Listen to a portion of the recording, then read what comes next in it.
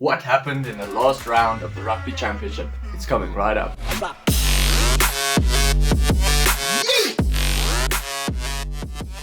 Welcome back to SkinnyBru Rugby, guys. So the Rugby Championship is done and the Springboks are officially the champions for the first time of this trophy, or if you actually consider the Tri-Nations as well, it's the first time in 10 years. There were actually two shocking results this weekend. Australia beating New Zealand quite comfortably in the end, and then South Africa also having a very comfortable victory over Argentina. There was some controversial decisions, one red card to Scott Barrett in the first game against Australia and New Zealand. I'll talk about that. First things first, the SkinnyBru results, the final results for the weekend. The whole pool drew with 1 point. Because of that Australia game, no one called it, and then the margin of victory for South Africa, no one called that either. So everyone drew this weekend, making the overall winner John 777, and then Spoon and Mitch.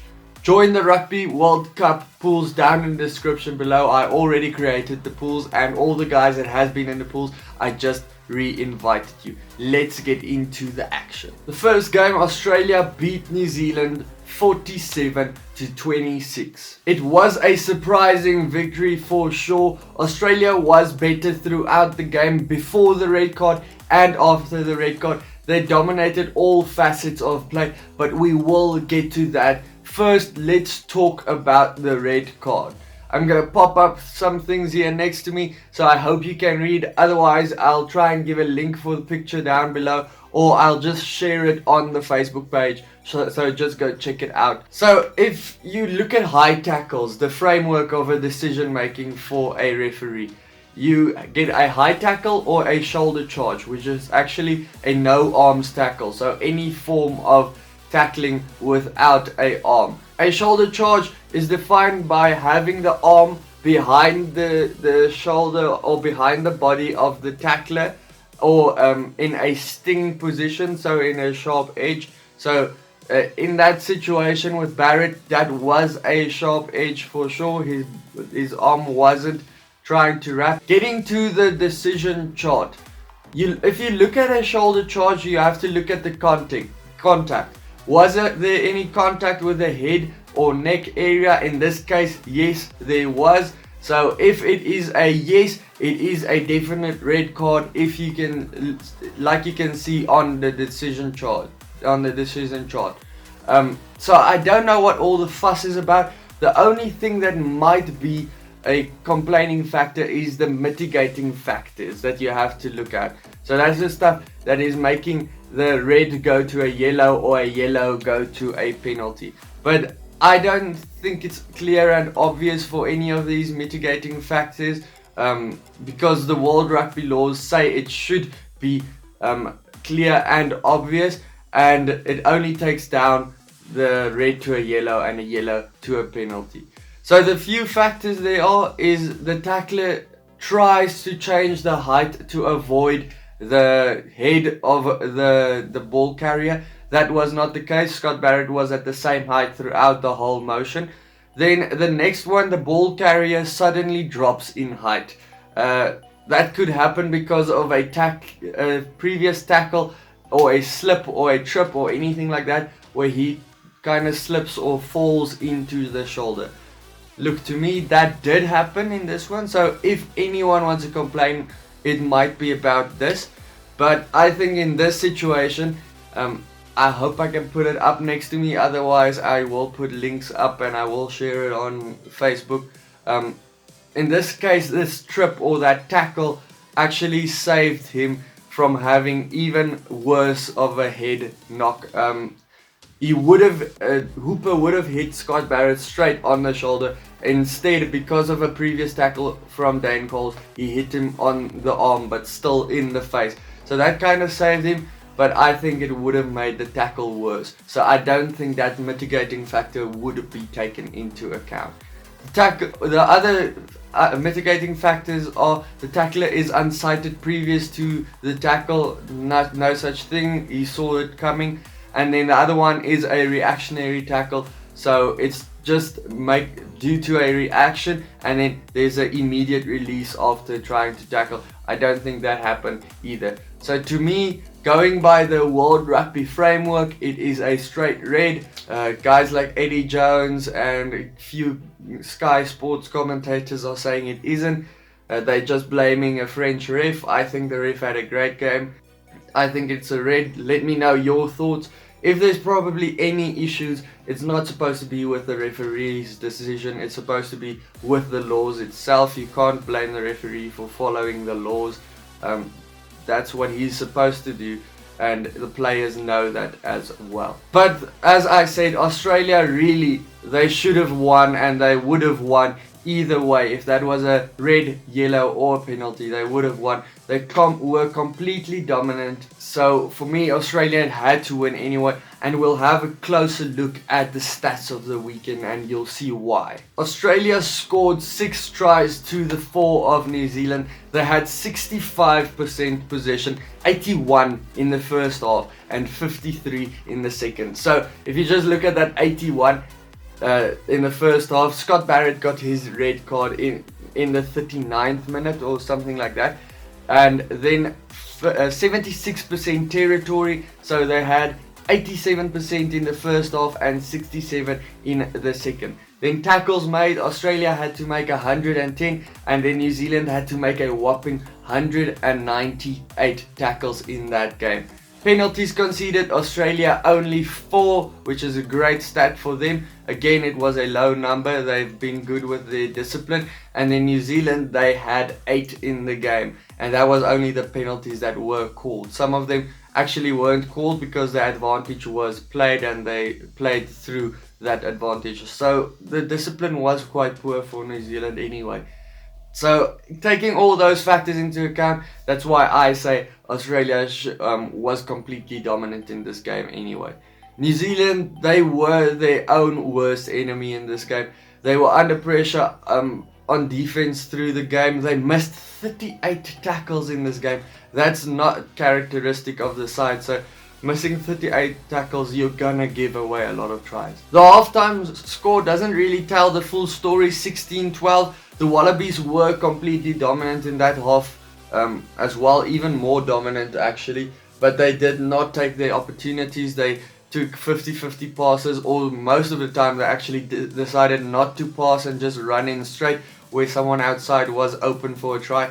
So I think that's what they worked on halftime, and that's what message they got halftime, and then straight after that they started scoring tries.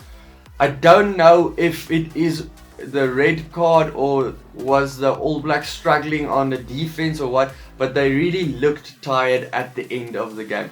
The Wallabies scored some amazing tries in this game. It's the first time they've scored more than 40 points against the All Blacks ever, so that's a good thing for them as well in a World Cup year. Nick White, he had a great game.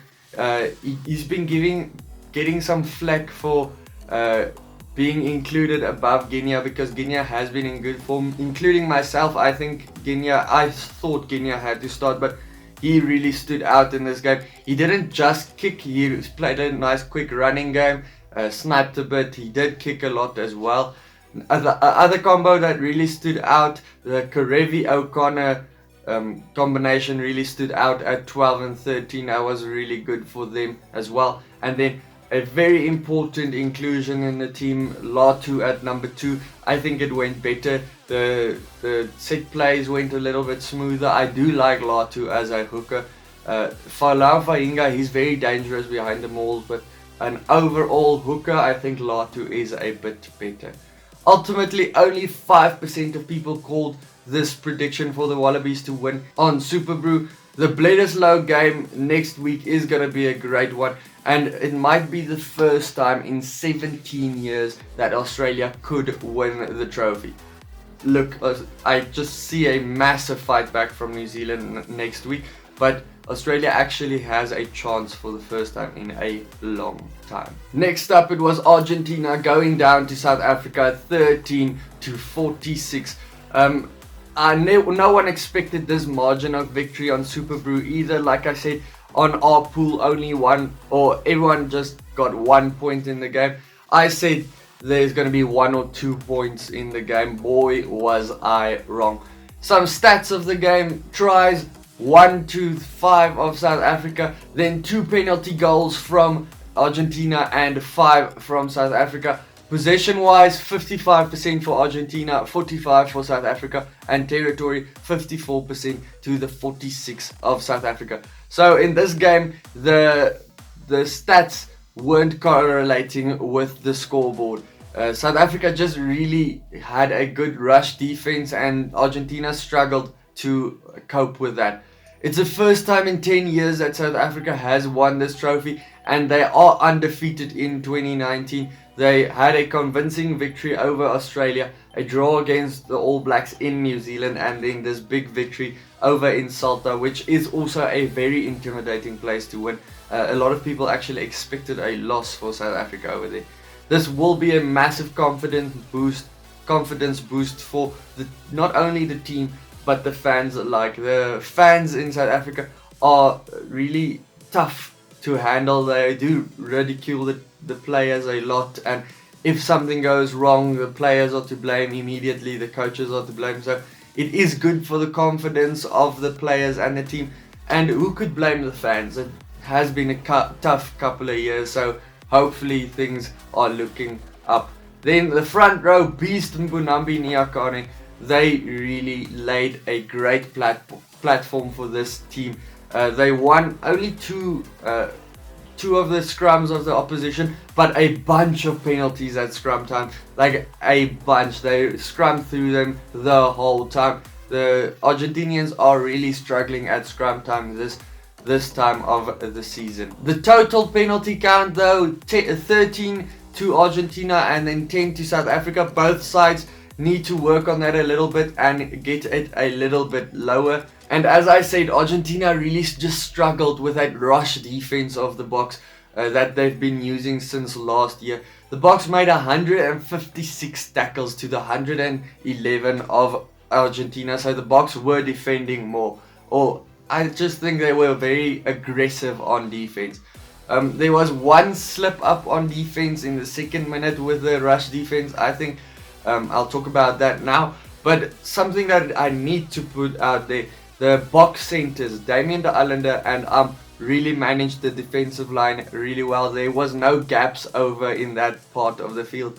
Damian de Allende made 8 out of 8 tackles as I had it, and as always really influential on the structure of the defensive line. So I really think this combo is finding its feet, and hopefully for us as South Africans it can go better. Then for Pollard, he was great with the boot. He had a lot of penalties that he put over. He did miss a couple of kicks, but I know the one was due to cramps. You could clearly see him having cramps just before it. He was great with his running lines. He was good with his passing. He actually scored 2 tries in that game and ultimately had 31 points. And all of a sudden there's talks of him being one of the best in the world. I would actually put him as one of the best in the world. He is up there for sure. All of a sudden you can understand why Montpellier has paid that much for him for his services next year. Sanchez in the game against Pollard, he was nowhere. I don't know if it's down to him because Sanchez hasn't been at his best the last couple of weeks, or is it just down to Pollard just having such an amazing game. But yeah, I think next week they already did say Kubeli and Sanchez, and I think it was De La Fuente and some other big names aren't flying to South Africa. So hopefully we do see Bonilla in the team. I've wanted to see him there the whole time. I mean, he's good enough for the Jaguares the whole season, but he's not good enough for the Argentinian team. I don't understand that. I want to see him there. For the Pumas, they were close to a second try as well later on in the game. Faf did have a cynical penalty twice in a row, so he did go off with a yellow card, making Colby the scrum half. I am thinking of making a video on that scrum half situation. Look, for me, Colby, to have him as a scrum half, like Mallet said, he doesn't want him to be a scrum half. He's still there as a wing and a fullback, but he's basically there as cover just for any issues, because we take 31 players to the World Cup, so that means 2 players in each position and a extra prop. So if you take 3 scrum halves already, that means you have to take one of the other players out of the team. That usually is a number 8 that suffers, so you just take one number 8 with. So if you only take 2 scrum halves, you could afford another number 8, or what I would like is another utility player that can fall in everywhere. So yes, Colby did fall in really well at scrum half for me. He has played there, but he should be concentrated on his positions. He's only there for when there's an injury to both the scrum half options. Next week there's a friendly at Loftus Versfeld, and I think both teams are going to pick their second teams. Then later in September there's a friendly for South Africa against Japan. I hope you guys enjoyed the weekend's rugby. I really did. Go Bokke, you finally won something and we are really proud of you. You did work hard. The structures are falling into place everywhere. Let me know of your thoughts of the weekend down in the comments below, and then I'll check you for the next video. Cheers.